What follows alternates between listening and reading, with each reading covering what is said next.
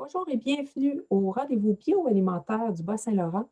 Je me nomme Véronique Gagnon et je suis agronome conseillère régionale en agrotourisme et mise en marché de proximité à la direction régionale du Bas-Saint-Laurent du ministère de l'Agriculture, des Pêcheries et de l'Alimentation du Québec. Aujourd'hui, je vous présente les bonnes pratiques de vente en ligne. Alors, si on débute, mon plan de présentation, je vais vous parler un petit peu du contexte actuel, qu'on vit au Québec, face à la vente en ligne. Le secteur alimentaire pour, toujours la vente en ligne, les freins, de l'achat en ligne et les bonnes pratiques. Donc, qu'est-ce qu'on devrait faire pour avoir, inciter les consommateurs ou avoir un bon site transactionnel? Donc, on va parler du site web, des réseaux sociaux, de la boutique en ligne, des abonnements, de l'expérience client. On va parler aussi de la communication à faire avec le client, de la livraison, du paiement et on va aussi faire un petit résumé pour comprendre qu'est-ce qui peut nous aider avec les stratégies de fidélisation et les stratégies pour sécuriser le consommateur. Donc, le contexte actuel avec l'année 2020 qu'on a vécue et le début de l'année 2021 fait que les ventes en ligne pour les détaillants en alimentation ont vraiment explosé. On note là, de 300 à 500 d'augmentation. La demande pour les produits alimentaires locaux explose aussi. Donc, les gens ont vraiment voulu acheter des produits locaux. Mais on pourrait se demander si cet engouement-là va durer. Est-ce que jusqu'à la fin de l'année 2021, par exemple, les gens vont toujours acheter local lorsque la pandémie sera terminée? Est-ce que la clientèle va toujours faire des commandes en ligne? Il y a une étude de la BMO révèle que l'habitude des consommateurs de faire des achats en ligne devrait persister.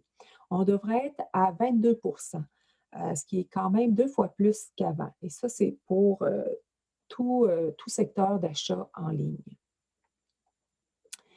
Euh, L'étude révèle aussi que les commandes en ligne dans le secteur alimentaire devraient augmenter. On devrait en avoir 5 fois plus d'ici les 5 prochaines années. Sachez aussi que durant la pandémie, plus de la moitié des consommateurs ont fait une commande en ligne pour la première fois durant cette période-là de pandémie, exemple durant le printemps et l'été 2020.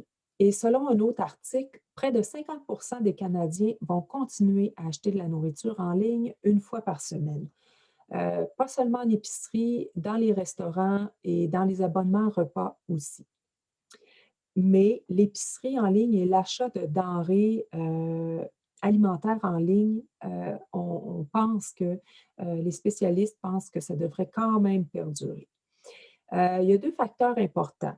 Les consommateurs, donc, on vient de dire qu'ils vont continuer d'acheter en ligne et puis que l'achat de denrées alimentaires va se poursuivre.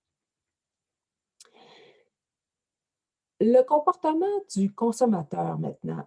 L'achat de denrées non périssables en ligne, c'est présentement ou plus facilement, c'est les produits de base. Donc, ce qu'on sait, c'est que ce qui devrait perdurer plus facilement, ça va être, exemple, les gens vont acheter le gruau, les céréales, les conserves. Mais ils pourraient avoir un petit peu plus de difficulté à acheter des produits périssables. Et c'est un petit peu dans la suite ce qu'on va voir pour essayer de comprendre qu'est-ce qu'on peut faire pour sécuriser et fidéliser notre clientèle. Il faut comprendre aussi que les allées centrales chez les détaillants devraient diminuer de plus en plus car la population va facilement pouvoir faire les commandes de produits non périssables en ligne et les détaillants, les superficies les détaillants alimentaires devraient eux, augmenter leur superficie de prêt à manger et vont conserver ce qui est frais, comme les fruits et légumes, les produits laitiers, tous les produits périssables. Donc, la superficie de vente des détaillants qu'on connaît devrait se modifier dans le temps. Ensuite de ça, si on sait que les gens vont acheter plus, qu'est-ce qu'on peut faire pour essayer de les sécuriser puis de les fidéliser? Il faut en premier quand même comprendre un peu qu'est-ce qui les freine présentement à l'achat en ligne de produits alimentaires. Donc, souvent, on manque de confiance. Les consommateurs n'aiment pas savoir, n'aiment pas ne pas connaître la personne qui choisit les produits, surtout les produits frais pour elles. Euh, Ils vont se questionner beaucoup sur la salubrité lorsque la personne choisit les aliments, lorsque c'est emballé. On ne fait pas nécessairement confiance aux conditions de livraison. On se pose des questions sur est-ce que la chaîne de froid est respectée, par exemple. Euh, on veut aussi connaître le montant exact avant la livraison. Lorsque, des fois, le prix est ajusté selon les formats, ça peut insécuriser des gens pour passer des commandes de ce type de produit. Et aussi, lorsqu'on n'est pas à la maison, comment on fait pour recevoir la commande? Est-ce que ça va se conserver sur la galerie? C'était plus facile d'essayer l'épicerie ou les commandes d'alimentation durant la pandémie parce que plusieurs personnes étaient en télétravail. Mais après la pandémie, lorsque notre train-train quotidien va reprendre, est-ce qu'on sera toujours aussi enclin à faire la livraison à domicile? Donc, on doit finalement essayer de contrer tous ces freins à l'achat pour être capable de sécuriser et fidéliser notre clientèle. Donc, la première chose qu'on doit s'occuper pour faire de la vente en ligne, c'est notre site web. Et bien entendu, son contenu doit être à jour. On doit avoir les informations sur nous, nos coordonnées. On doit avoir des photos actuelles. La qualité de la lumière est très importante. Des images doivent être parlantes. Donc, ça vaut la peine d'investir avec un professionnel qui n'est pas toujours si cher que ça pour prendre des belles photos de nos produits, soit puis des photos aussi de l'extérieur de notre entreprise, de comment on produit nos aliments. C'est toujours intéressant et quand la qualité de la lumière est belle, c'est toujours plus enivrant et c'est intéressant de visiter le site web dans ce temps-là. On doit aussi mettre en évidence son logo parce que c'est notre marque de commerce et on veut que le client puisse le reconnaître partout lorsqu'il achètera peut-être vos produits, pas nécessairement en ligne, il va reconnaître votre entreprise avec votre logo. Euh, sur le site web, on doit facilement trouver l'information. Donc, le site doit être ergonomique et épuré. Alors, encore une fois, il y a des firmes qui peuvent vous conseiller sur la mise en page de votre site web et c'est très important pour faciliter la navigation. On doit avoir une en-tête simple aussi, avec un accueil où est-ce qu'on va présenter l'information de base. On peut déjà inciter les gens à aller magasiner dans notre boutique en ligne. On va parler un petit peu de nous rapidement, de nos valeurs importantes. Dans la section Qui sommes-nous? Les gens veulent aussi connaître vraiment avoir une image du producteur ou du propriétaire de l'entreprise. Ils veulent créer un lien avec vous. Alors, c'est important d'avoir une description de l'histoire de l'entreprise, d'où ça vient, combien de générations. Mais ensuite, un bouton boutique ou boutique en ligne ou magasiner, commande, c'est important qu'on la trouve facilement parce que le client qui arrive sur votre site et qui veut directement aller acheter un produit doit pouvoir avoir cette facilité-là rapidement. Et évidemment, la boutique en ligne, la façon de classer vos produits est très importante. On va y revenir un peu plus tard. Et c'est très important sur toutes les pages, en tout temps, d'avoir un endroit facile de où peut-on vous contacter? Comment on peut vous rejoindre? Et c'est en général euh, le dernier bouton qui est inscrit dans l'entête. Mais on doit le voir, on ne doit pas être caché. Donc ça, c'est très important. Maintenant, si on continue, le site web doit être adapté aux cellulaires et aux tablettes parce qu'il y a plusieurs personnes qui vont chercher votre entreprise à partir d'un cellulaire ou qui vont magasiner directement vos produits à partir d'un cellulaire. Alors, la conversion doit être faite. Normalement, les- les hébergeurs de sites web vont, quand vous créez votre site web, normalement, c'est déjà configuré pour bien s'adapter, mais vous devez faire les vérifications quand même vous-même.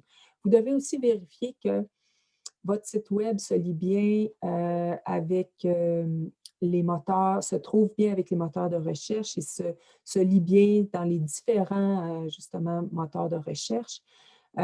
Et vous devez référencer votre entreprise sur Google Mon Entreprise et Google Maps. Ce sont des outils gratuits qui existent sur Internet et c'est la base pour que Google vous trouve. Parce que dites-vous que si Google ne trouve pas votre entreprise, qui le fera? Donc, quand on cherche le nom de votre entreprise, en ayant votre entreprise inscrite directement sur Google Mon Entreprise, le lien va se faire, la connexion va se faire et Google va pouvoir répertorier facilement des mots-clés référencés de votre entreprise. Alors ça, c'est vraiment, ça se fait en même temps qu'on met en ligne notre site Internet. Ensuite, les réseaux sociaux. Il faut penser qu'en premier lieu, on a notre site Web. C'est notre outil de base pour un site transactionnel. Ensuite, on peut avoir Facebook et Instagram, mais ce ne sont pas des boutiques transactionnelles en soi. Une page Facebook, ce n'est pas ça. Ce sont vraiment des outils promotionnels qu'on va pouvoir lier à notre boutique de vente en ligne. Donc, le web versus votre site web versus les réseaux sociaux, c'est vraiment, on a une base d'infos sur le site web, on a nos images, nos valeurs, on a toute notre boutique en ligne. Puis, les publications plus fréquentes sont sur les réseaux sociaux. Les nouvelles, puis le quotidien, les promotions, la spontanéité va plus se faire sur les réseaux sociaux, tandis que les pages web, elles vont se mettre à jour seulement lorsque nos produits vont changer ou on fait des mises à jour là, selon la réalité, mais c'est moins fréquent que les réseaux sociaux. Donc, votre page d'entreprise sur les réseaux sociaux, souvent les gens trouvent que c'est un peu trop long, ça demande beaucoup de temps. C'est vrai, il faut quand même s'investir, mais ça nous permet de tisser un lien avec la clientèle et ça, c'est très important dans les stratégies de fidélisation. On va pouvoir mieux se faire connaître, mieux faire connaître votre entreprise, vos produits, vous en tant que propriétaire, vos valeurs. À travers votre page Facebook, vous pouvez l'allier lors de vos publications à votre site Internet. Donc, c'est un des grands avantages. On va faire la promotion des produits et des services. On donne de l'information sous forme de suggestions. Souvent, on va voir des recettes qui sont publiées, des saviez-vous que, des publications qui incitent au partage, qui incitent à l'intérêt, qui incitent à laisser des commentaires. C'est important de pouvoir partager vos bons coups. Votre clientèle va être contente lorsqu'elle est attachée à votre entreprise de partager les bons coups que vous avez réussi, les mérites, les concours que vous avez gagnés. Donc ça, c'est de la publicité gratuite et c'est une forme de bouche à oreille qui est très payante et qui est très parlante. Donc, évidemment, vous liez vos réseaux sociaux à votre boutique de vente. On peut avoir une boutique là, commandée directement là, sur le mur de notre page Facebook. Et on maintient vraiment là, le lien, là. C'est vraiment maintenir le lien qui est important. Et on veut ce que la clientèle veut, c'est pas des discours tout faits, des clichés. Elle veut que vous soyez authentique. Donc, vous pouvez avoir un calendrier de publication, ce qui permet de sauver du temps. Par contre, c'est important quand même de laisser place à la spontanéité et l'authenticité dans nos publications. C'est ce qui nous rend vrai, c'est ce qui nous rend vivants, c'est ce qui permet d'avoir un très bon lien. Maintenant, donc, justement, qu'est-ce que ça signifie être présent sur les réseaux sociaux? C'est pas seulement créer une page. On voit, souvent des entreprises qui ont créé une page, mais on voit les dernières publications qui datent de 4-5 mois. C'est pas très, très encourageant, c'est pas très sécurisant non plus. On ne peut pas avoir confiance qu'on va facilement communiquer avec l'entreprise. On doit être à l'écoute et répondre à la clientèle. Quand la clientèle laisse des commentaires ou vous écrit sur Messenger, on doit répondre. C'est très important pour sécuriser le client. Et il faut créer du contenu pertinent. Donc, c'est beau être spontané, mais en même temps, il faut quand même penser un petit peu à l'intérêt de notre clientèle pour l'entreprise et lui donner de l'information pertinente. Euh, Puis notre façon d'interagir avec la clientèle va avoir un effet direct sur les ventes en ligne, bien sûr, parce qu'on va quand même sécuriser notre clientèle avec notre présence en ligne. Le sentiment de confiance augmente, notre page est à jour, le suivi est facile aussi en cas de problème. Quelqu'un vous fait un commentaire ou vous pose une question, ça peut être important. Vous pouvez peut-être adapter certaines recettes ou certains de vos produits ou savoir s'il y a un problème, puis éviter d'aggraver la situation immédiatement. Donc, c'est des avantages, ça, qui, même lorsqu'il y a des inconvénients ou qu'un produit ou qu'un client n'est pas satisfait, bien, il faut le virer en avantage, puis pouvoir s'ajuster en conséquence. Ensuite, la boutique en ligne, elle. Donc, quand est-ce qu'on peut penser en avoir une? En fait, on a créé un site web en premier lieu, comme je le disais, et on est présent sur les réseaux sociaux. Et on se rend compte qu'il y a de la demande pour nos produits. Les gens vous écrivent, vous demandent est-ce qu'on peut se procurer tes documents? Est-ce qu'on peut se procurer tes produits en ligne? Alors, quand on a plusieurs questions, plusieurs demandes comme ça, bien, ça commence à être le temps de penser à se dépêcher à faire une boutique en ligne. Donc, quand on arrive à ce choix-là, on a deux possibilités. On peut avoir sa propre boutique en ligne ou on peut commencer avec une plateforme existante ou un regroupement existant. Peut-être même joindre les deux aussi, c'est possible. Mais dans un cas comme dans l'autre, euh, on va devoir mettre en ligne des images de qualité. On devra classer les produits par catégorie et puis on devra décrire chaque produit, indiquer le format et indiquer le prix. Le prix et le format, c'est hyper important pour la clientèle. Euh, Vous ne devez pas avoir peur de vous faire voler, de vous faire copier. Euh, c'est un minimum d'indiquer le prix et qu'il soit facilement visible et qu'on comprenne vraiment les formats associés au prix. Pour la clientèle qui magasine en ligne, c'est primordial. Ensuite, des conditions gagnantes pour une boutique en ligne réussie. On va avoir une section de produits découvertes.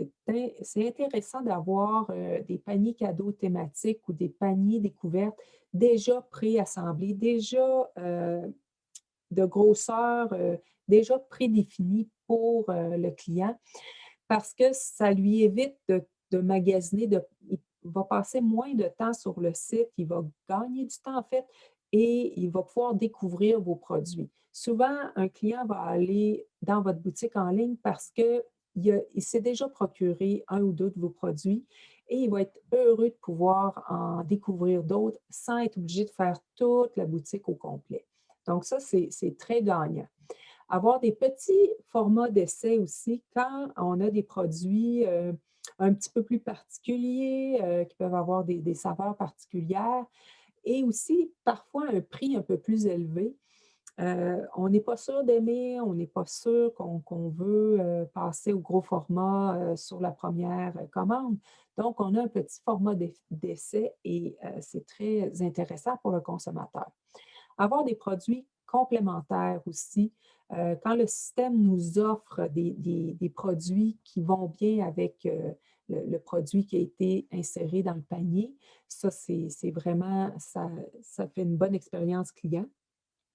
On pourrait même s'associer avec d'autres entreprises pour fournir des produits complémentaires. Donc, au lieu d'être comme si on avait une boutique sur notre entreprise, bien, c'est la même chose, boutique en ligne. On n'est pas obligé de se limiter seulement à nos produits. Euh, c'est bien aussi d'avoir une suggestion de recettes et d'utilisation des produits. Qu'est-ce qu'on peut faire avec les produits? Et avoir des offres personnalisées qui correspondent à mes goûts, c'est certain que c'est des conditions gagnantes. Euh, N'oubliez pas que le consommateur, le client qui magasine sur votre boutique en ligne pour un produit alimentaire, il doit pouvoir s'imaginer en train de cuisiner ce qu'il regarde ou en train de le manger. Donc, c'est pour ça qu'on peut faire des suggestions de repas simples avec les produits. Comment utiliser, c'est quoi les façons, dans quoi on peut insérer le produit, dans quel type de recette on peut utiliser notre produit, comment on peut le déguster.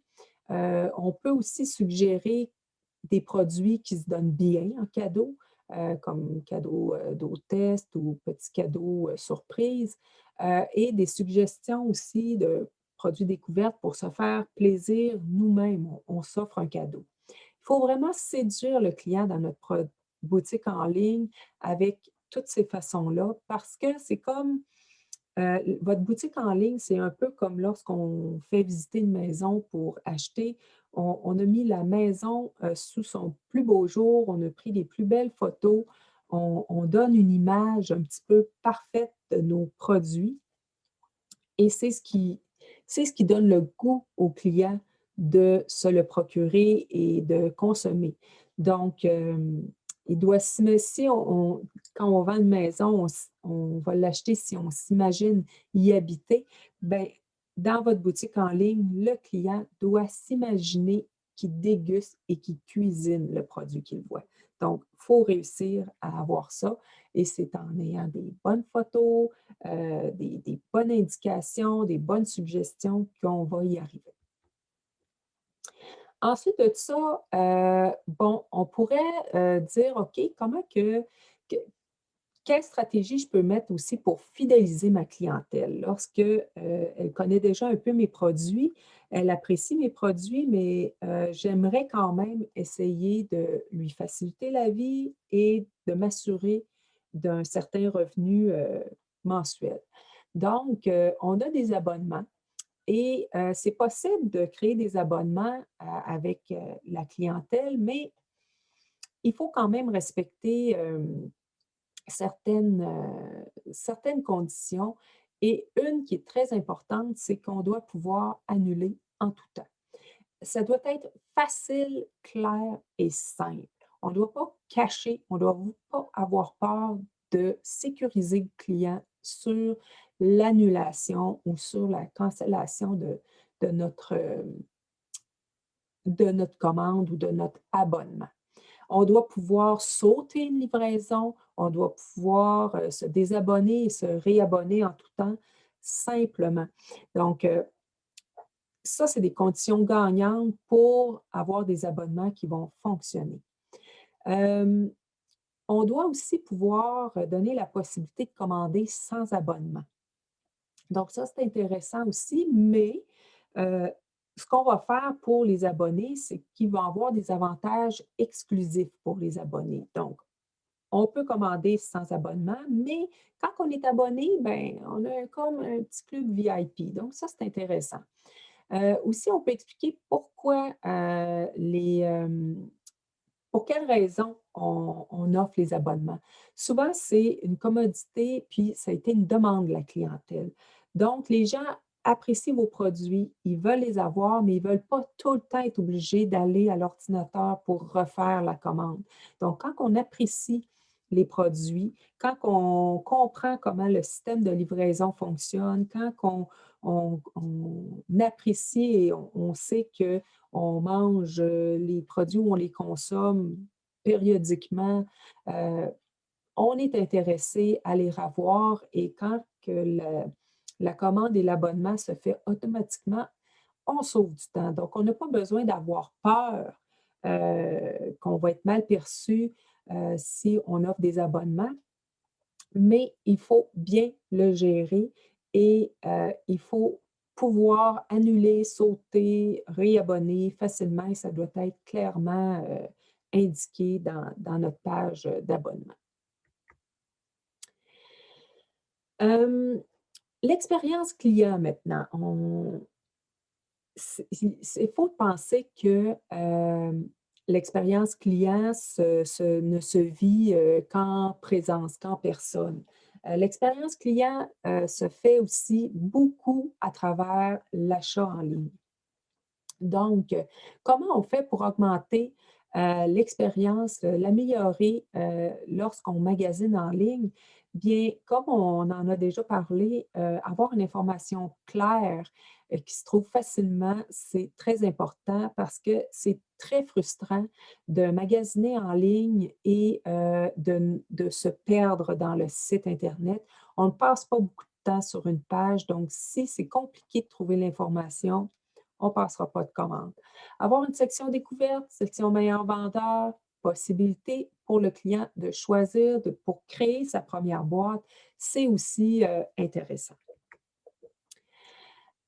Avoir un suivi des commandes, un historique d'achat pour renouveler ma commande en un seul clic, c'est aussi très intéressant. Ou encore, on a aimé un produit, on ne se souvient plus exactement du nom, mais on sait qu'on l'a commandé il n'y a pas tellement longtemps. On va vérifier dans notre commande et hop, on peut facilement le recommander. Donc, et le commander à nouveau et même le recommander à certaines personnes. Donc, ça aussi, c'est très intéressant.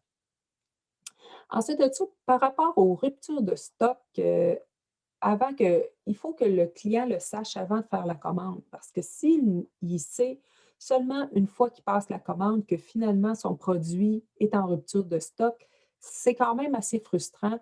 On a déjà passé assez de temps à magasiner, à valider, à chercher, à choisir. Si la rupture de stock n'est pas indiquée avant, c'est pas très agréable. Et on doit expliquer la raison de la rupture de stock et les délais de disponibilité. Quand est-ce que le produit, devrait être, à nouveau disponible? Donc, on gère la frustration. Alors ça, c'est très important. Dans l'expérience client aussi, dans le meilleur des mondes, donc on propose des produits complémentaires. Vous pourriez aussi aimer, par exemple, ou d'autres clients, qui ont acheté ce produit ont aussi aimé.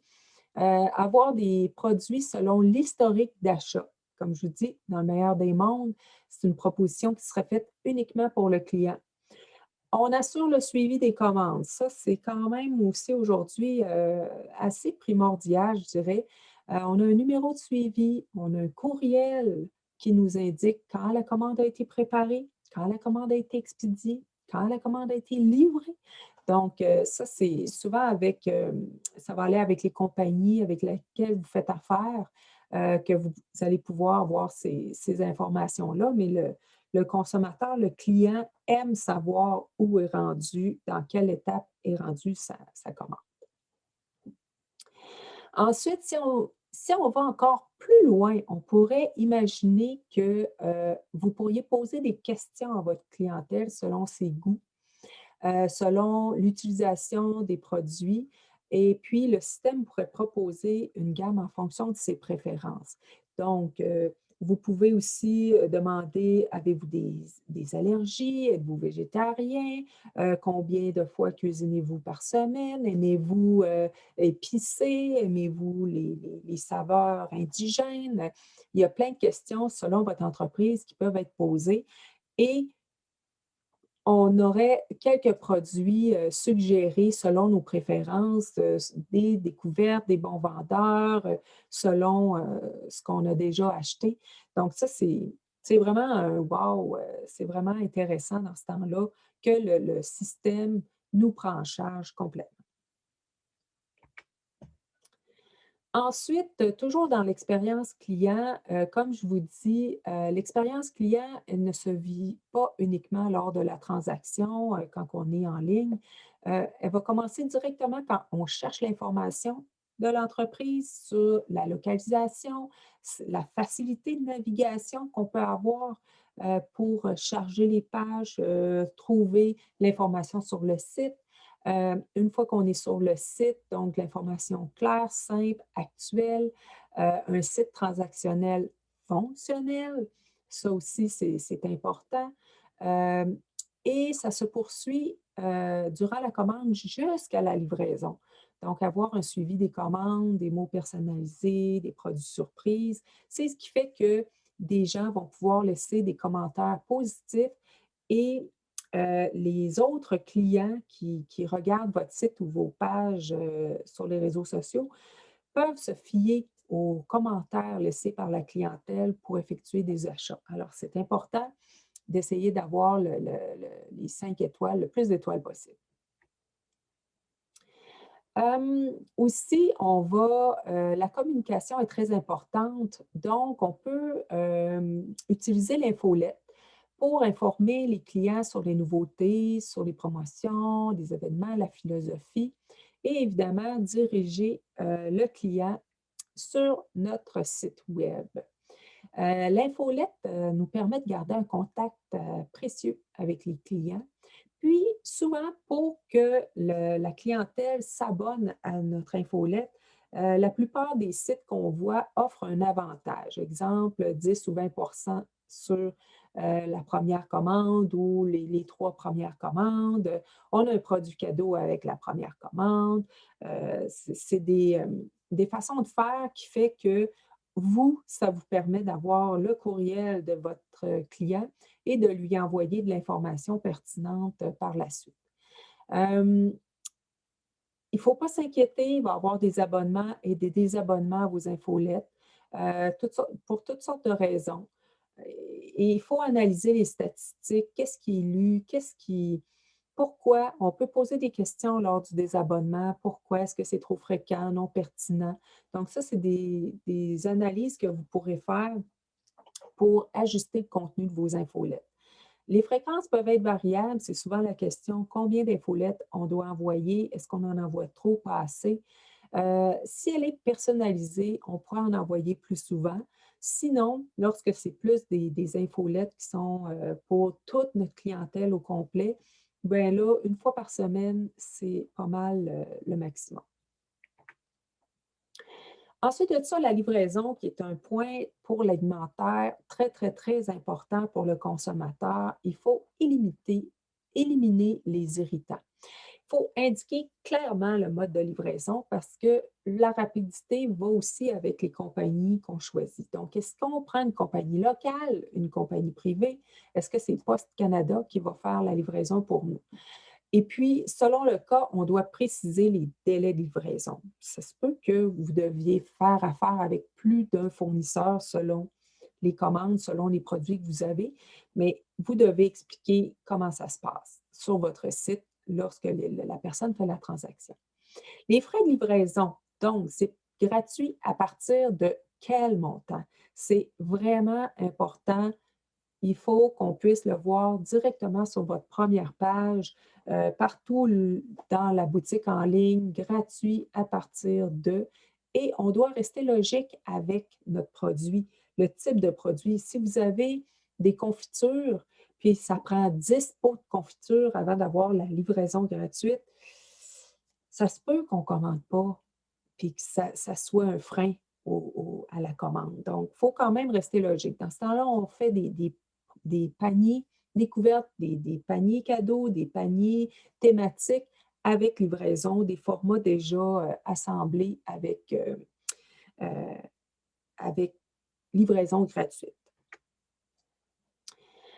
Ensuite de ça, il faut rassurer le client sur la livraison. Avoir une FAQ, c'est-à-dire des questions posées fréquemment et on y répond. Donc, les denrées alimentaires périssables, congelées ou en bouteille, c'est souvent là où les gens vont se poser des questions sur la livraison. Ils ne veulent pas que ça arrive dégelé, ils ne veulent pas que ça arrive cassé, ils ne veulent pas que ça ait eu trop chaud non plus.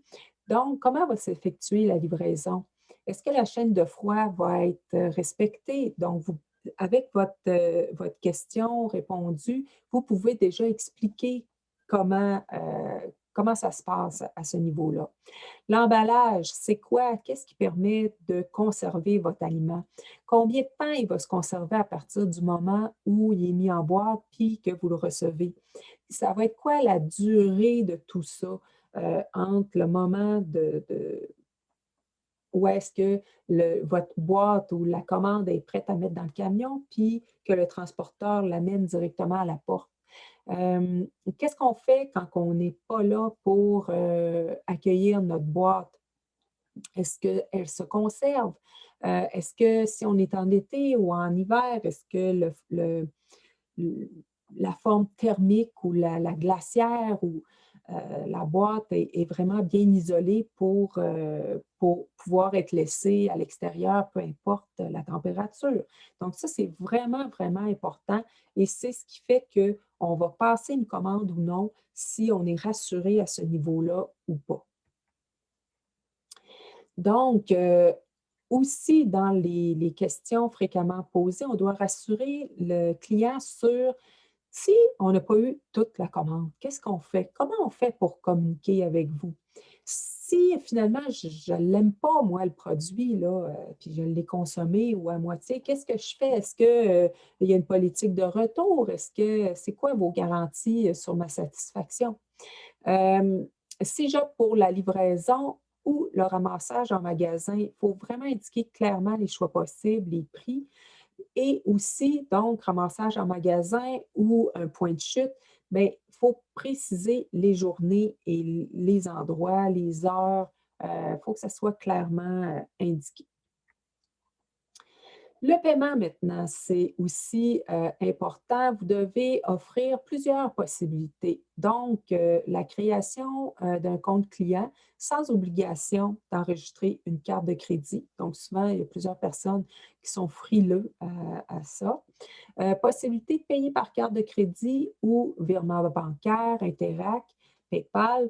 Mais si vous optez pour un virement Interac, les informations par rapport à le mot de passe, puis le numéro de téléphone à inscrire, la raison du virement, ça doit être bien décrit dans la procédure pour pas qu'il n'y ait d'erreur. Ensuite, les taxes et frais de livraison, on peut indiquer à quel moment on va avoir cette information-là. Est-ce que c'est à la fin? Comment ça va se calculer? Et expliquer qu'est-ce qui peut faire varier le prix de la livraison. Donc, le poids, le format, c'est important qu'on le sache. On doit aussi comprendre le cheminement de la commande, c'est-à-dire on doit savoir en tout temps où on est rendu.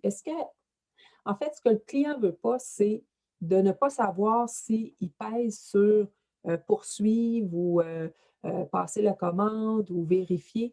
Il veut ne pas, surtout une fois qu'il a rentré les informations de facturation, il ne veut pas nécessairement tout de suite passer la commande, il veut pouvoir la revérifier ou il veut être sûr qu'il ne se fait pas prendre là, dans quelque chose qu'il ne voulait pas. Donc, c'est important qu'il sache où est-ce qu'il est rendu dans le processus de paiement. Donc, avoir une petite ligne là, de procédure de commande, c'est sécurisant. On doit pouvoir annuler la commande aussi, ou parce que ça se peut qu'on n'ait pas fait, qu'on n'ait pas choisi le bon format. Donc, c'est important. Heu, on doit pouvoir saisir la carte de crédit sans que le paiement soit fait. Vérification du montant une fois que les frais de livraison et les taxes sont inclus. Donc, le client doit pouvoir exactement savoir avant de faire la transaction finale, bien, il doit vraiment voir, où est-ce qu'il est rendu, le combien exactement, selon le code postal, selon son format, selon le poids de sa commande, heu, ça va être quoi les frais? Il ne veut pas avoir de surprise là, une fois qu'il a commandé. Et on envoie un reçu de commande par courriel avec un numéro de suivi. On doit rassurer le client tout au long de ces étapes-là, c'est crucial. Donc, en résumé, les stratégies de fidélisation, le site web transactionnel, donc on peut avoir un panier, donc le client va pouvoir acheter de chez lui nos produits, mais de grâce, on doit avoir un panier et non un formulaire. Le formulaire, c'est dépassé. Je sais qu'il y a encore des entreprises qui fonctionnent avec ça, mais si vous voulez des nouvelles clientèles qui vous connaissent moins, ça vous prend un panier, ça vous prend un site transactionnel en bonne et due forme. Ça prend des images explicites et professionnelles des produits, avec la description exacte, qu'est-ce que c'est quoi? Est-ce qu'il y a des conditions, des utilisations particulières ou des allergènes ou est-ce que c'est un produit, épicé? Bon, on doit vraiment décrire le produit. Et ça doit être bien classé dans le site, donc des thèmes, si vous avez plusieurs types de produits, avoir des paniers, des produits découvertes, c'est aussi un incitatif, c'est rassurant, c'est intéressant pour le client. On peut avoir des abonnements selon certaines conditions, on peut avoir des infolettes aussi et être actif sur les réseaux sociaux. C'est des stratégies de fidélisation. Être à jour, c'est très important. Ensuite, des stratégies maintenant pour sécuriser le consommateur. On explique les modes de livraison avant la commande, c'est quoi nos gratuités. On pourrait même faire une vidéo explicatif pour les étapes d'emballage avec le camion, la réception, comment ça se passe quand vous mettez les produits dans la boîte. Là, c'est le livreur qui le prend, ensuite le consommateur qui reçoit, il déballe ses produits. Surtout quand on a aussi des produits congelés ou des produits périssables, on veut rassurer notre client sur la façon dont est livré nos produits, qu'ils vont pouvoir consommer euh, leur aliment vraiment frais quand même, même si l'aliment a été livré. Donc, on explique les délais de conservation selon les livraisons, selon les saisons, selon le produit, bien sûr. On a un paiement sécurisé aussi quand on avait les modes de paiement et on a un suivi de nos commandes. Ça aussi, ça sécurise le consommateur. Et le site web et des réseaux sociaux à jour, ça fidélise, mais ça sécurise aussi le consommateur sur le fait que l'entreprise est viable, est en vie. Il y a des gens qui s'en occupent, qui savent où est-ce qu'ils s'en vont. Donc, ça, c'est très important. Alors, voilà, finalement, les consommateurs n'ont jamais autant désiré acheter des produits québécois et locaux. Il faut profiter de cette vague-là. En 2021, il faut fidéliser nos clients. Donc, on doit leur offrir ce qu'on fait de mieux et on doit se positionner. Donc, soyez présents sur les réseaux sociaux, ayez une boutique en ligne et démarquez-vous. Vous allez pouvoir continuer à faire des affaires d'or pour, avec votre entreprise et créer de bons liens avec la clientèle.